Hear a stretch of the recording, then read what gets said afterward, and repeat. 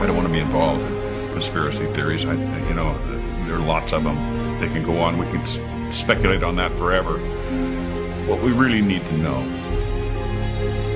is how those buildings came down. World Trade Center 7 collapsed because of fires fueled by office furnishings. It did not collapse from explosives or from fuel oil fires. To undermine scientific integrity is to undermine our democracy. This is what NIST has done, denied and ignored crucial evidence. The American people absolutely need the truth of 9/11. More than 1,500 architects and engineers and 12,000 others, including many scientists, have signed the petition calling for a scientific investigation of the destruction of the Twin Towers and World Trade Center Building 7. The report, issued by the National Institute of Standards and Technology, referred to as NIST, was not valid science. They're talking about a single columnar collapse or failure that resulted in a total collapse of the building. Building number 7 descended in free fall for the first 100 feet, which means that there was absolutely no resistance to the descent whatsoever. So all of the columns really needed to be severed at the same time. The symmetry is the smoking gun. NIST has admitted it went into free fall for 8 stories. You don't need to be an engineer or an architect to see what happened to those buildings.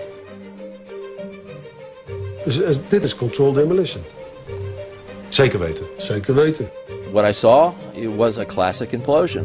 The center of the core, the penthouse area, starts to move first, and then the building follows along with it. NIST excluded the document from FEMA in Appendix C that documented the evidence of melting steel. In an office fire, you cannot generate enough heat to melt steel. There were these iron microspheres present in all of the dust samples. They needed to have been formed in extremely high temperatures. All the characteristics of the microspheres, along with what I see in the attack of the beams that were actually found, tell me that thermite was involved in melting those steel beams. In the dust, what we have found is a modern version of thermite, which we call nanothermite. NIST concedes that they found no evidence for explosives. So then we asked them, well, did you look?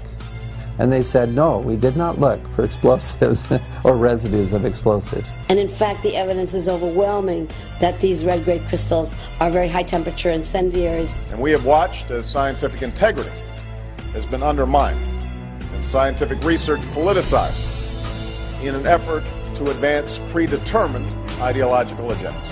If this is a crime, I think everybody agrees it's a crime.